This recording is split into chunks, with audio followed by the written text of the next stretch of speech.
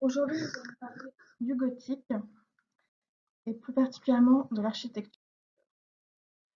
Donc, entre l'art roman et l'art gothique, il y a un certain nombre de différences, que ce soit au niveau de l'architecture extérieure ou de l'architecture intérieure. L'architecture extérieure pour le roman est, comme nous l'avons vu, principalement massive, avec extrêmement peu d'ouverture, c'est-à-dire de très petites fenêtres, alors que l'architecture gothique, en ce qui concerne la façade extérieure, va au contraire être extrêmement grande, extrêmement élevée. Il va presque y avoir en fait après des courses à celui qui fera la cathédrale la plus grande, la plus haute. Et l'architecture extérieure va aussi être beaucoup plus décorée, beaucoup plus ornementée pour le gothique. En ce qui concerne le roman et la partie intérieure des cathédrales et des églises, la principale caractéristique du roman est la voûte en berceau. Vu qu'il y a également peu d'ouvertures de fenêtres, donc très peu de vitraux et parfois des fresques en mosaïque. En ce qui concerne le gothique, à l'intérieur, en ce qui concerne les voûtes, c'est des voûtes en croisée d'ogives et une des caractéristiques les plus notables va être l'utilisation du vitrail, notamment à travers des rosaces qui se retrouveront au niveau de la façade, comme par exemple à Notre-Dame de Paris ou l'église Notre-Dame à côté de la gare Cornavin ou la cathédrale de Lausanne. Voilà, ces rosaces en façade avec des vitraux sont vraiment des parties vraiment caractéristiques du gothique. Un point en ce qui concerne le plan, c'est que le transept va être beaucoup moins développé que dans l'art roman. Donc c'est un style qui va se développer entre 1137 et 1500, d'abord dans le royaume de France, dans la région parisienne, à Saint-Denis en particulier, puisqu'en 1137, la première cathédrale gothique va être réalisée. C'est donc d'abord un style qui va se développer dans ce qu'on va considérer comme étant la France et va ensuite se développer dans les régions germaniques, puis dans les régions scandinaves, par exemple en Pologne. On va en trouver des traces un peu jusqu'en Arménie. Ça va assez peu se développer dans l'Italie, puisque ce qui explique ensuite ce nom justement de gothique, qui rappelle plutôt une appellation germanique, alors que on vient de le voir, pardon, il s'agit d'abord d'un style français, mais les artistes de la Renaissance vont considérer que c'était enfin voilà, vont le mépriser et vont lui donner ce nom gothique. Donc voilà, venant de Germanie et étant un sous-art, en tout cas beaucoup trop médiéval, dépassé, on va dire, par rapport à ce que eux sont en train de développer. Et donc, comme on peut le voir, il y a différentes étapes au gothique, primitif, classique, rayonnant, international, flamboyant, etc. Et vers la fin du XVIIIe et durant le XIXe siècle, il va y avoir un revival du gothique qu'on va appeler le néo-gothique et un certain nombre de constructions vont s'inspirer de ce style. Par exemple, l'église Notre-Dame à côté de la gare Cornavin semble être une église gothique, elle est en réalité néo-gothique puisqu'elle a été construite au XIXe siècle. Donc, durant le XIXe, en lien avec le romantisme, il y a un intérêt pour le Moyen-Âge et tout ce qu'on peut imaginer autour. Par exemple, Victor Hugo et Notre-Dame de Paris est clairement dans cette continuité de l'intérêt pour le Moyen-Âge. Pour en revenir en particulier aux problèmes architecturaux, le style roman, les constructions romanes avaient donc un problème d'équilibre des forces et qui faisait qu'au bout d'un moment, assez rapidement, les bâtiments allaient s'effondrer. C'est pourquoi nous avons relativement peu de bâtiments civils de l'époque romane qui sont parvenus entièrement jusqu'à nous. Il y a plutôt des ruines. Il y a eu des constructions qui ont été réalisées par la suite pour renforcer, etc. Et donc, nous avons principalement des églises, mais encore relativement peu. Et le gothique va donc être en fait la réponse aux problèmes architecturaux du roman. Comme nous pouvons le voir sur l'image, donc au niveau des forces et au niveau des murs, il y a donc des forces beaucoup trop importantes. Il n'y a pas un équilibrage de la voûte. La voûte en verso est quelque chose qui va avoir le même poids et la même force plus ou moins sur toute la longueur de la voûte, ce qui fait qu'il y a beaucoup de poids, ce qui fait que ça va s'effondrer, même si les murs sont très épais. Donc il va y avoir l'envie de trouver un moyen pour renforcer les murs et surtout de pouvoir ensuite les affiner par la suite. Donc, il va y avoir la mise en place d'arcs-boutants. Comme on peut le voir sur la slide, ce sont donc des éléments architecturaux relativement fins qui vont permettre de renforcer les murs. Grâce aux évolutions techniques, il va donc y avoir de plus en plus de constructions de cathédrales plus ou moins dans toute la France et dans toute l'Europe. Et grâce à ces évolutions technologiques, on va pouvoir construire beaucoup plus haut et aussi construire des cathédrales de plus en plus grandes. Et on pourra dire qu'il y a presque une course à qui aura la cathédrale la plus grande. Donc ici, nous avons sous les yeux un tableau présentant les principaux édifices religieux gothiques en France. Et on voit qu'ils sont majoritairement construits durant le XIIe et le XIIIe siècle. Que les travaux ont été relativement longs, mais quand même beaucoup plus courts que durant le roman, puisqu'il va y avoir notamment des évolutions au niveau des chantiers qui vont permettre une accélération des travaux. Mais néanmoins, on est en moyenne globalement autour de 20 ans à 30 ans de travaux.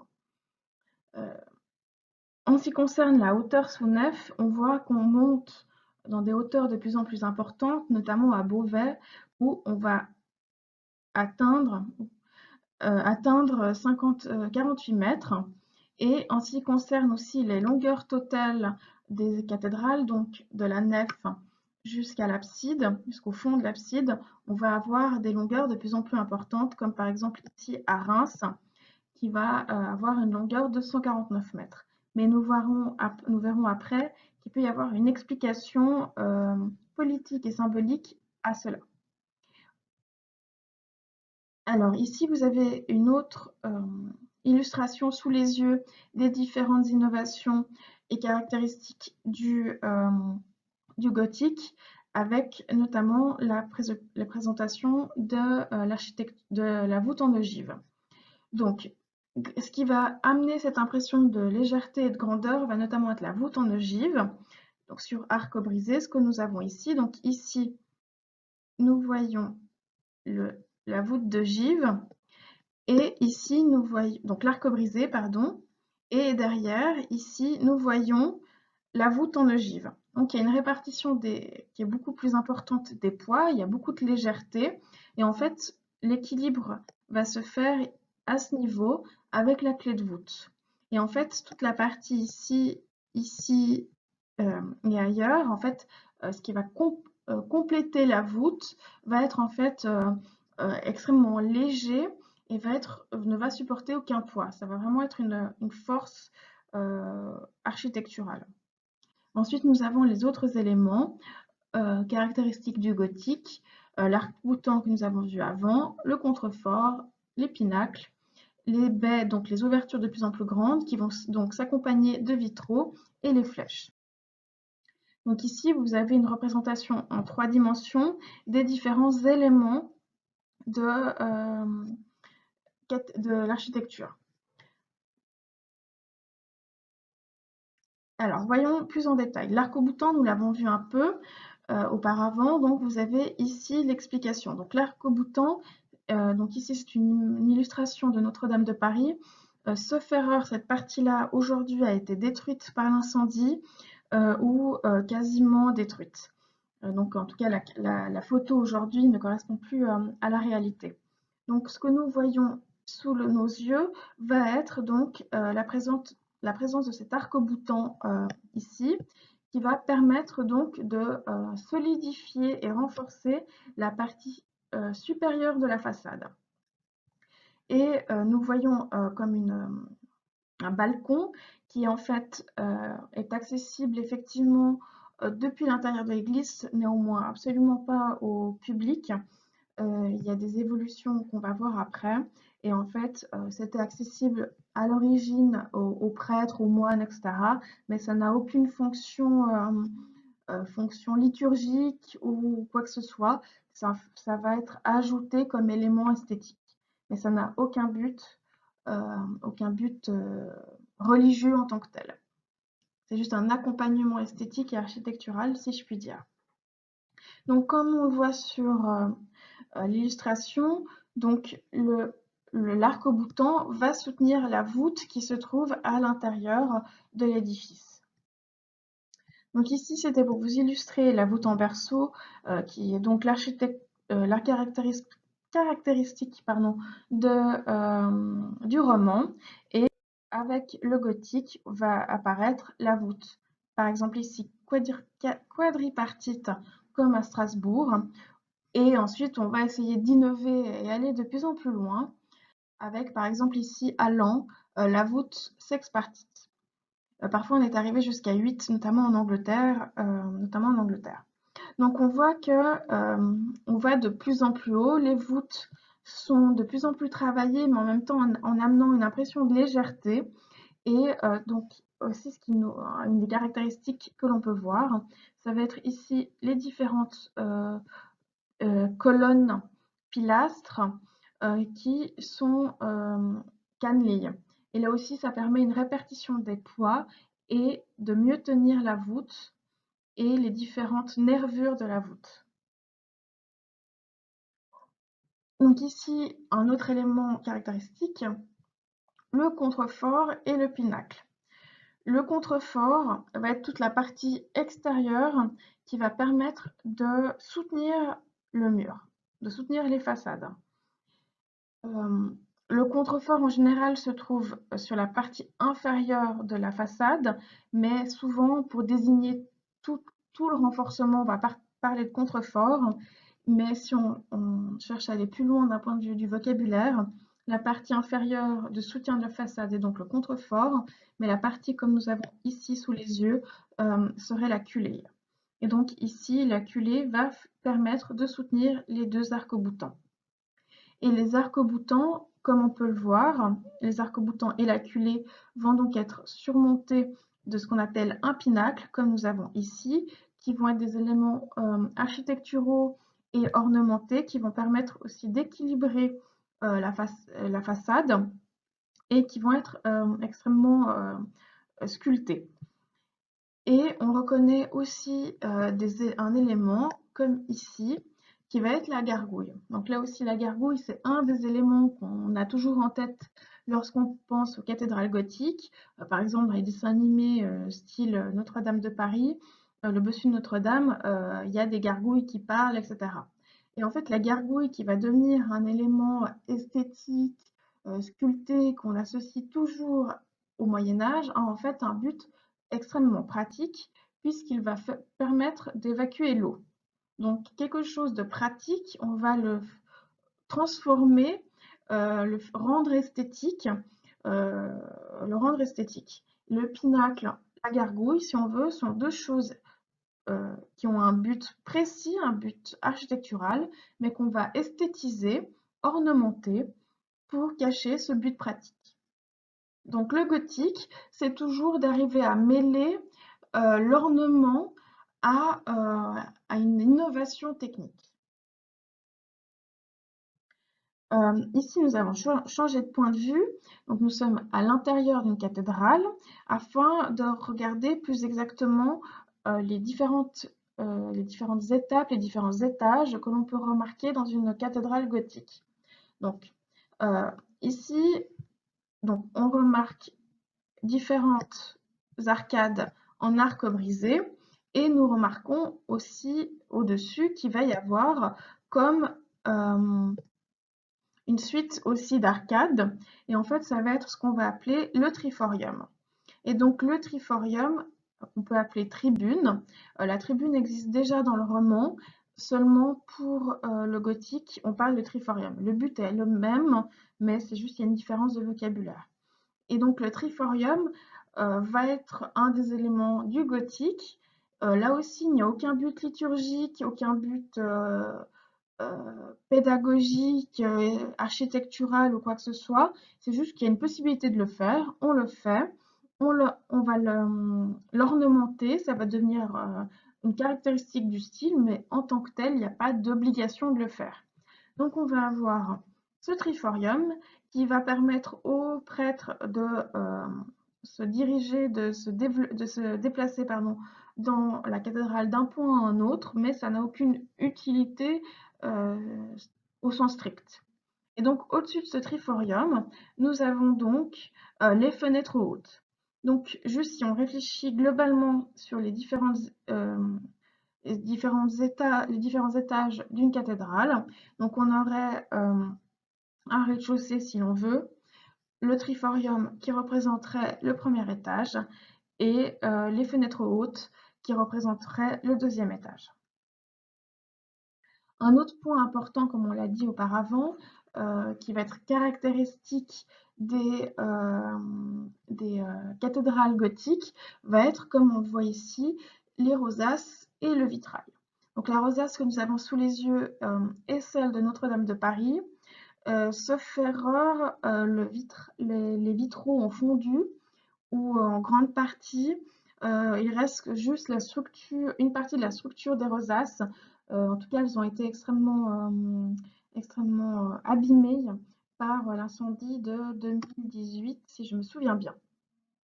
Et donc, ces rosaces vont être aussi en général présentes au niveau de la façade, au niveau de l'entrée. Et comme on peut le voir sur l'image que l'on a sous les yeux, on peut deviner qu'il y a des représentations à partir de ces vitraux. Donc pourquoi est-ce qu'à partir du gothique, on commence à développer l'art du vitrail? Deux raisons. Euh, Dans le roman, vu qu'il y a très peu d'ouvertures, très peu de fenêtres, il n'est pas très utile de développer cet art du vitrail. Donc, avec le gothique, maintenant qu'on va avoir de grandes ouvertures, c'est plus utile, plus intéressant de développer cet art-là. Donc, il y a déjà une raison architecturale. Il y a aussi une autre raison qui va être la maîtrise. À partir du XIIe siècle, les maîtres verriers maîtrisent de mieux en mieux leur art. On est à la pointe de la technique, si je puis dire. Et on va pouvoir développer des scènes de verre dans des tailles de plus en plus réduites.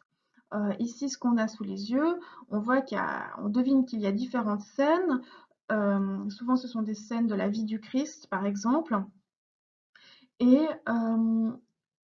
donc, il y aurait l'idée d'un but pédagogique.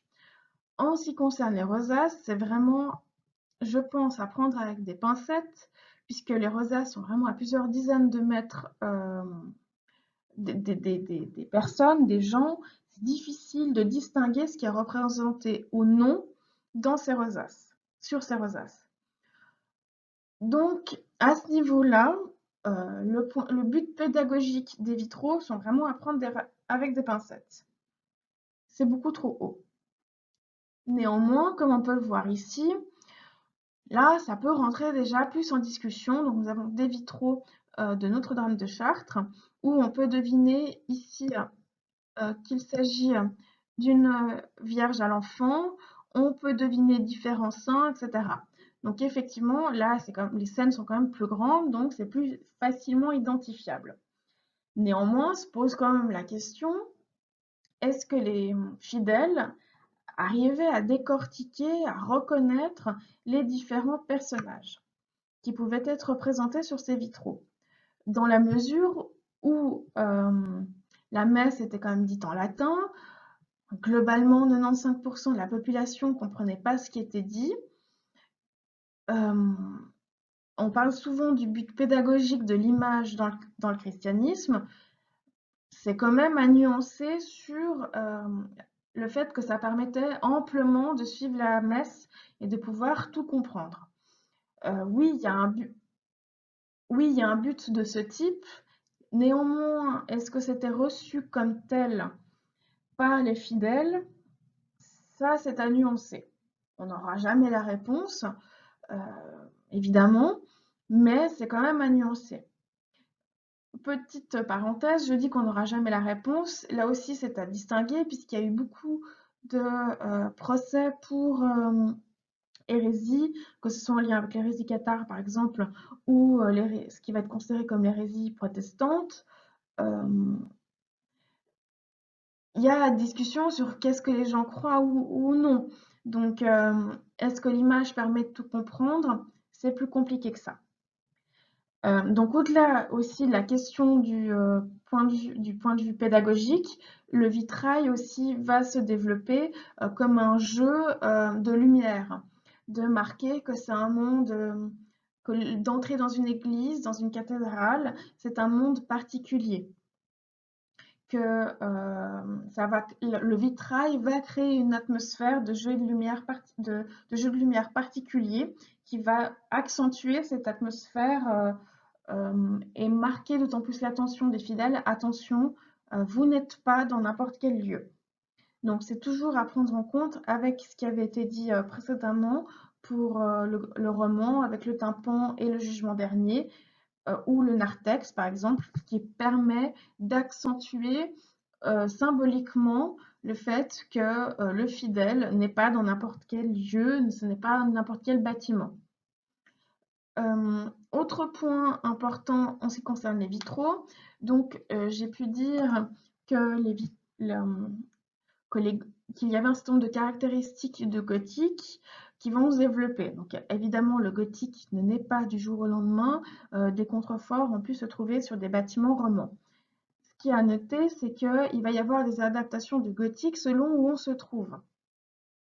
Par exemple, l'image que nous avons sous les yeux, donc avec un certain nombre de vitraux, vous avez des églises où il y a encore plus de vitraux où, enfin quasiment toute l'église, le haut de l'église est réalisé en vitrail. Vous imaginez bien que c'est possible, ce type de construction, dans le nord de la France, en Pologne par exemple, enfin, dans des régions plutôt froides.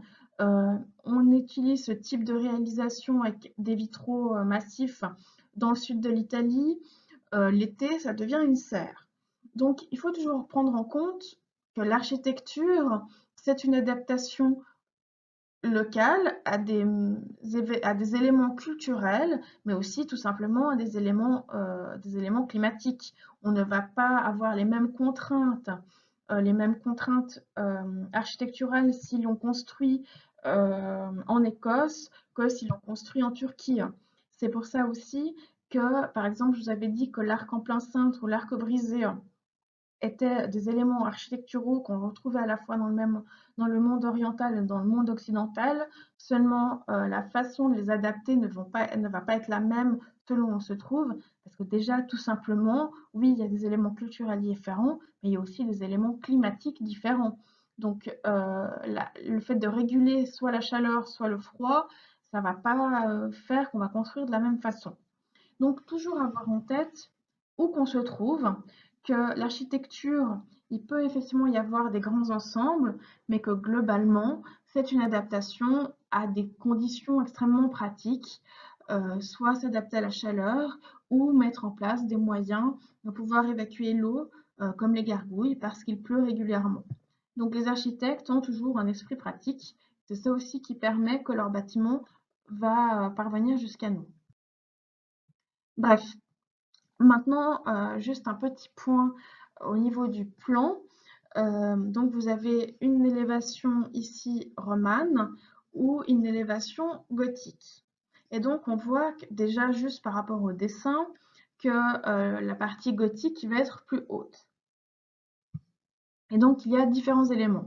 Ici le point 1 illustre que nous sommes au niveau de la nef et qu'on voit les différentes étapes de l'église. Le point 2 qu'on trouve dans le roman et dans le gothique va être les bas-côtés.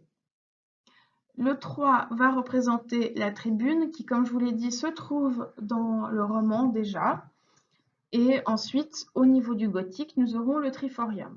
On peut l'appeler tribune, mais en général, on parle plutôt de triforium pour le gothique. Le 5 va être la voûte en verso. Le 6 va représenter un demi-arc en plein cintre. Le 7 va être la voûte d'ogive en arc brisé, comme on peut le voir dans le 7 du bas. Le point 8 va être le contrefort. Comme je vous l'ai dit, on trouve déjà des contreforts sur la fin du roman. D'ailleurs, le roman et le gothique ont cohabité pendant un moment. Enfin, un style ne fait pas disparaître un autre immédiatement, évidemment, c'est logique. Le 9 va représenter l'arc-boutant. Le 10 va faire partie du contrefort, mais c'est donc la partie de la culeille. Et le 11 va être le pinacle. Et le 10, les fenêtres hautes. Donc, voici les principales caractéristiques architecturales du gothique et du roman.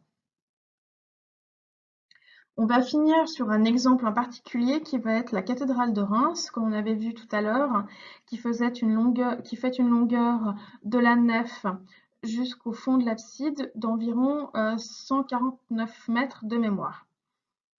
On voit que les caractéristiques du gothique, notamment par la présence ici de contreforts, d'arc-boutants, on devine les différentes gargouilles, etc. Donc on est dans quelque chose de caractéristique. Et ici la façade extérieure avec la rosace que l'on trouve soit au niveau au-dessus du tympan et aussi au niveau des 3 entrées. Donc le fait qu'il y ait 3 entrées montre à quel point cette cathédrale était grande et importante. J'ai mentionné auparavant que cette cathédrale avait une importance symbolique et politique. Effectivement, dans cette cathédrale, les rois de France étaient couronnés. Donc c'était à ce moment-là qu'ils devenaient, enfin d'autant plus dans le rite français, qu'ils devenaient le représentant enfin la fille de l'Église romaine. Donc il y a tout un rôle important de représentation entre le royaume de France et le Vatican et l'Italie. Mais la cathédrale où sont couronnés les rois de France ne pouvait pas donc être un petit bâtiment. Il est donc logique que ce soit un bâtiment massif et qu'il soit construit à partir du XIIIe siècle, au moment où par la suite les différents rois vont être couronnés. Donc, je vous ai dit que pour le gothique, les travaux prenaient moins de temps. Néanmoins, là, on voit entre 1211 et 1345 plus d'un siècle pour réaliser les travaux. Comme souvent, il peut y avoir des incendies, des épidémies, des pertes financières, etc., qui empêchent la suite et la mise en place des travaux. Donc, quoi qu'il en soit, cette cathédrale est dans le plus pur style gothique. Elle en a toutes les caractéristiques et elle va avoir une importance symbolique et politique de premier ordre. Ici, nous avons le plan. Donc, nous remarquons que nous avons une nef et des bas-côtés. Il n'y a pas de narthex. Nous rentrons directement par les escaliers et via 3 portes. Donc, une nef et des bas-côtés. Comme mentionné précédemment, et on le voit tout de suite, le transept, ici et ici, est beaucoup moins imposant, beaucoup moins développé qu'il ne peut l'être dans le roman. Donc on est beaucoup moins dans un plan cruciforme ou en croix latine comme auparavant. Autre élément à noter, c'est que il n'y a pas de pas et plus de déambulatoire. C'est-à-dire qu'on peut deviner qu'on peut tourner, mais ça n'a plus cette nécessité liturgique, comme on pouvait la voir dans le roman. Cette partie-là amène à pouvoir se rendre dans les différentes chapelles. Et aussi, autre élément, c'est que les chapelles sont peu développées par rapport à ce qu'on pouvait voir auparavant dans le plan du roman. Donc ici, juste pour vous illustrer un petit peu plus loin l'architecture, donc on constate notamment qu'il y avait ici la flèche, et donc grâce à ces différentes constructions de flèches, il arrivait parfois qu'on culminait à plus de 100 mètres. Un autre point important, c'est qu'ici on le devine un petit peu mieux, notamment à ce niveau-là, ou un petit peu ici au niveau du tympan, c'est que la sculpture est beaucoup moins solidaire du mur, de la façade, comme elle pouvait l'être dans le roman. Donc il y a une innovation au niveau de la sculpture, et là aussi, qui est assez importante. Ça ne veut pas dire que les sculptures romanes étaient de mauvaise qualité, il y a juste une évolution. Et ici, une représentation, enfin une photo de l'intérieur de la façade, de la cathédrale, pardon. Donc on remarque la voûte en ogive, totalement caractéristique. On peut remarquer aussi le triforium, les fenêtres hautes et aussi ces larges colonnes qui sont cannelées et qui permettent les différentes répartitions, comme on le voit, des cannelures qui vont conduire jusqu'à la voûte en ogive. Donc tout est extrêmement réfléchi, et on remarque également ici, enfin c'est pas très lisible ici, les voûtes, les vitraux qui dominent l'hôtel. La cathédrale de Reims est majestueuse et est une très belle cathédrale. Ce n'est pas non plus la plus grande, ni la plus aboutie d'après certains. Certains historiens de l'art considèrent que la cathédrale de Bourges, par exemple, est la plus belle. Un élément qui a changé par rapport à ce qu'on peut voir là maintenant sur la photo, c'est que les églises médiévales étaient toutes décorées à l'intérieur. Il y avait des peintures, il y avait énormément de couleurs, etc. Aujourd'hui, ça a globalement disparu, puisque c'est beaucoup trop compliqué à entretenir. C'est ce qui a fait que ces fresques-là ont disparu. Apparemment, il y aurait eu quelques traces qui viennent d'être découvertes, sauf erreur, à Chartres. Mais à part ça, tout a disparu. Je voulais finir sur un petit point local. Donc, je vous ai mentionné tout à l'heure la cathédrale Saint-Pierre. La cathédrale Saint-Pierre, si vous regardez les façades de côté, sont purement gothiques. On est clairement dans dans une cathédrale gothique. Mais si on regarde la façade principale, on remarque qu'il y a deux types d'architecture. Une partie d'architecture qui va être effectivement gothique, mais si on regarde l'entrée principale, on est face plutôt à un temple grec. Donc ça correspond aussi plus à l'imaginaire protestant, on va dire, de cette sobriété face à cette, on va dire, ornementation catholique, mais sans sous-entendre qu'avant il y avait des catholiques et des protestants, mais juste pour que ce soit plus clair. Et donc, au courant XVIIIe siècle, il va y avoir des travaux sur la cathédrale et la façade, et il va y avoir le choix de mettre en place une entrée de temple néoclassique. Donc les deux styles vont cohabiter sur la façade, même si l'ensemble est néogothique. Donc voilà pour ce parcours sur l'architecture gothique et l'architecture romane. Pour conclure, il faut toujours avoir en tête que l'architecture, c'est le moyen de lier des éléments pratiques à des éléments décorés et esthétiques, et qu'un style ne naît pas du jour au lendemain, c'est une suite d'évolutions technologiques, culturelles, esthétiques, qui permettent de créer un style.